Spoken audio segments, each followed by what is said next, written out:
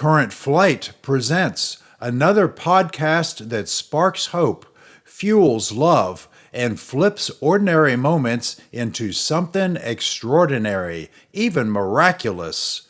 Call it spirit, call it mystery, just don't call it coincidence.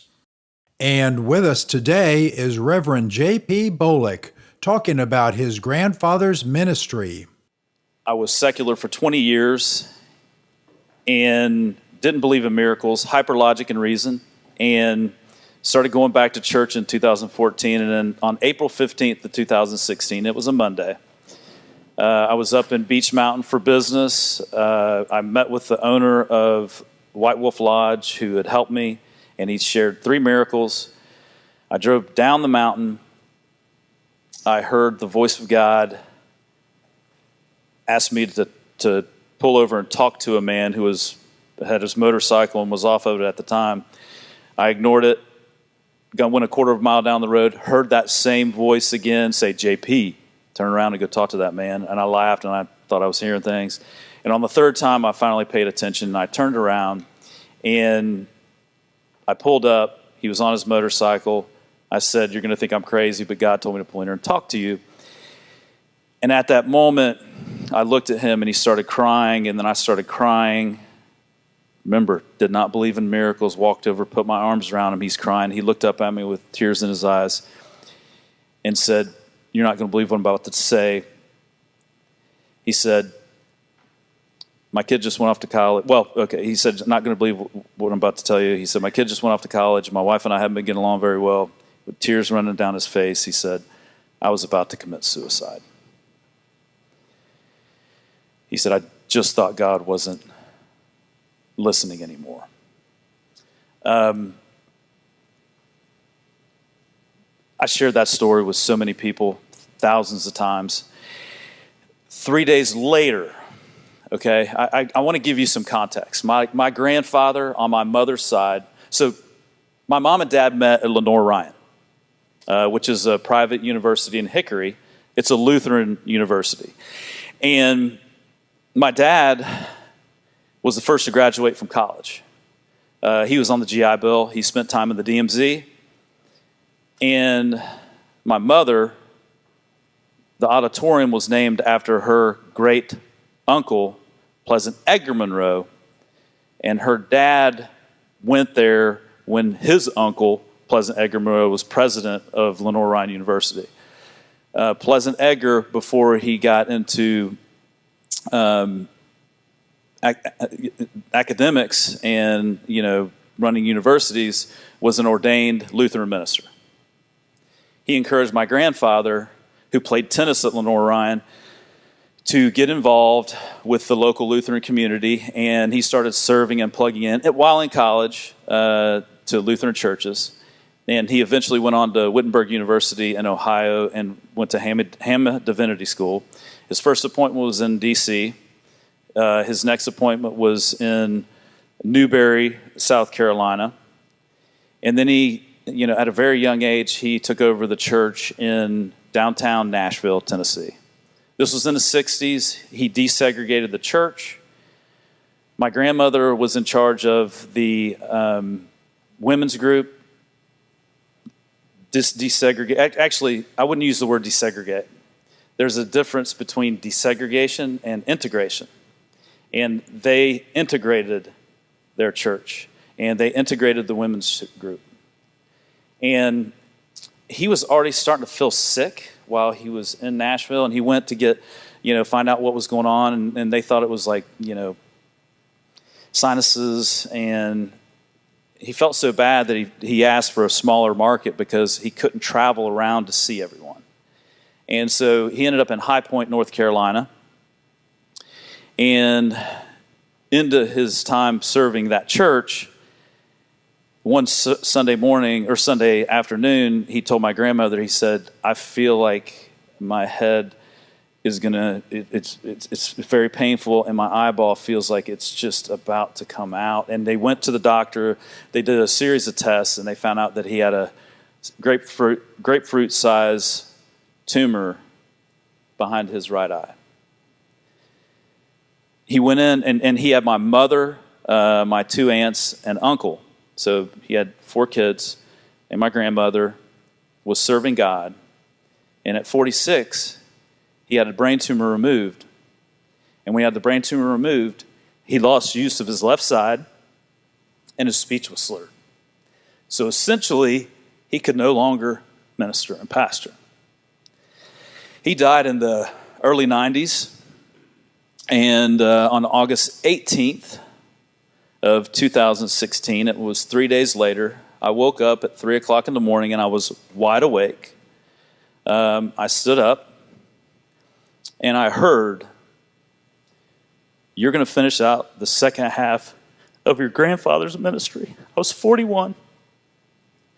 And I said, "No, no, no, no, no." I said, "You got the wrong person." And I stood up. I mean, I had my best year in business, and all I was thinking about is, no way. And first off, like, I was not your guy anyways. I was a pretty, prior, I was kind of wild. I shouldn't say wild, but I was, yeah. And I'm like, "You got the wrong person." And for 6 months, so it was my mom's father. I'm JP, John Paul. I'm named after both my grandparents. My dad's father was John. My mom's father was Paul. And so I was called, and I was not interested. Every month, I told my mom immediately. The next morning I woke up and I called Mom. I said, "You're not going to believe what happened." And I just told her about what happened up in Beach Mountain. And every month she would say, "Have you talked to Pastor Rob?" And every month I would say, "No." And after about 6 months, I got tired of Mom asking. I'm a mama's boy, just FYI. I'm a mama's boy. And she asked on the 6th month, and I said, all right, I'll go talk to Pastor Rob. And so I went up and I said, "Hey, I have some things I'd like to share with you." And we ended up going across the street, and I'm just going to be authentic. It's a brewery right across from the church, and we went out in the back, and we both ordered IPAs, and we sat down, and I shared with him the same story that I shared with you yesterday and what I just shared with you today. And he said, "Oh, this is awesome. This is awesome. I'm going to get you up in front of the church, and we can talk about, your calling and everything else." And I said, No.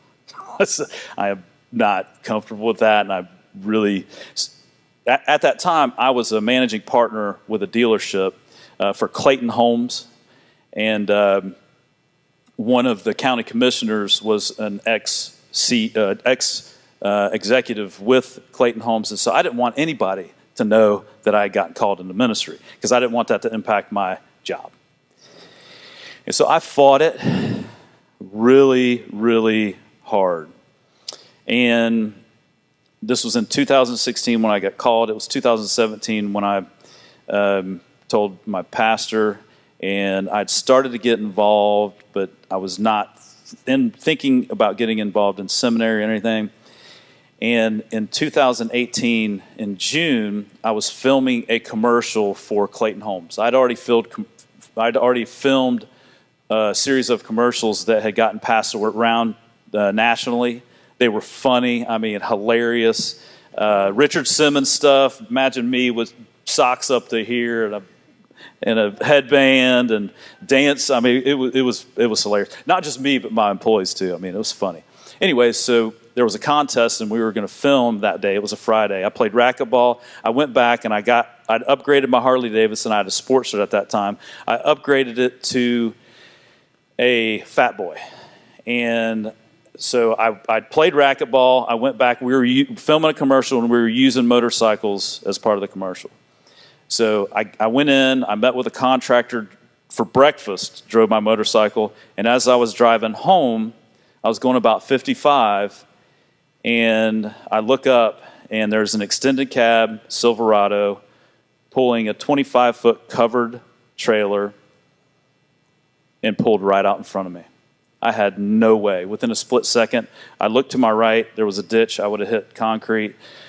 I couldn't go to the left because of oncoming traffic. And so I made the decision to just barrel right into the vehicle. I broke my neck. My C4 and C5 are fused together. I broke my ankle. I had a compound fracture on both sides of my ankle. And 6 months after the accident, after doing physical therapy 3 times a week, I could still barely walk. Cognitively, I had a lot of issues.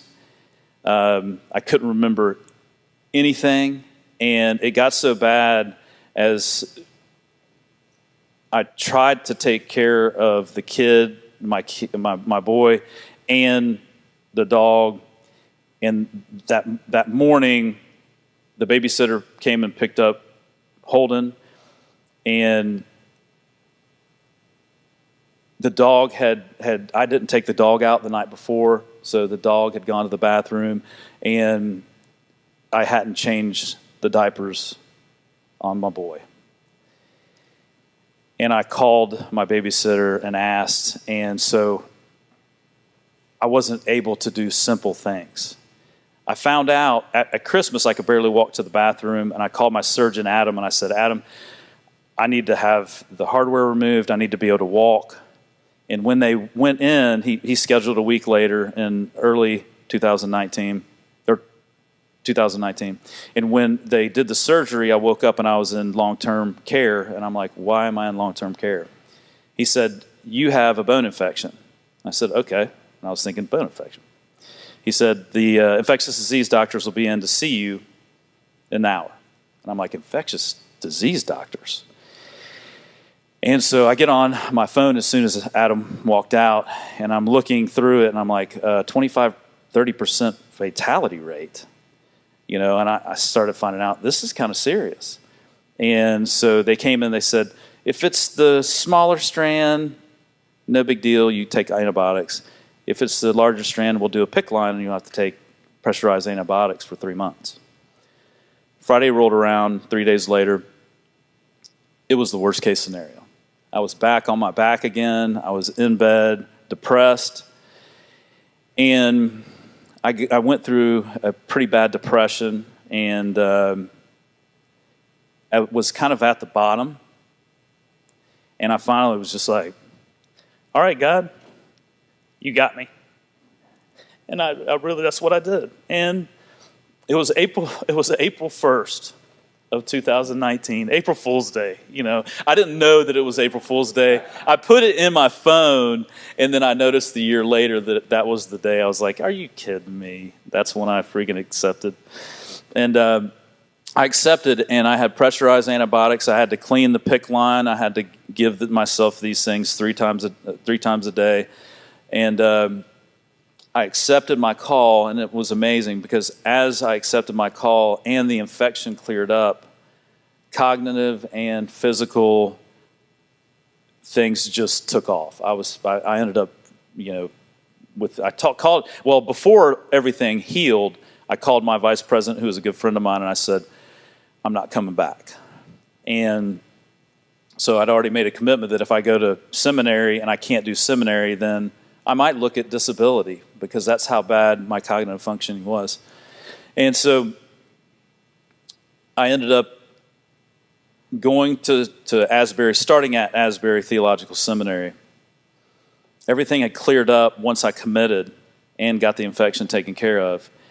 And I ended up making a 4.0 my first semester. So obviously the cognitive, everything came back. And I wasn't planning on diving into this quite yet. I was going to do this later on this afternoon, but I didn't believe in the Holy Spirit. I thought it was polytheistic. And as I was going to Asbury, reading Ministry in the Image of God, I started understanding a little bit more about how God is, the Father is here, Jesus shows us the example, and the Holy Spirit helps reveal our purpose for God. And I still didn't believe in the Holy Spirit. And so as I'm reading this book, I prayed a breath prayer. And I'm telling you this information because if you want to engage the Holy Spirit, okay, I did not believe in the Holy Spirit, okay? And if you want to engage individually or corporately or as a group, this might be a suggestion. So I prayed, I said, Holy Spirit, if you're real, consume me. And it was a breath prayer. So I'll tell you the breath prayer. It was, Holy Spirit, if you're real, and then outward, consume me. And I went to the chapel in the dark for 10 minutes for 10 straight days and prayed, Holy Spirit, if you are real, consume me. Just breath prayer. 10 minutes in the dark. The things that started to happen were amazing. Thank you for joining Current Flight for this podcast. Please go to currentflight.org for more exciting podcasts.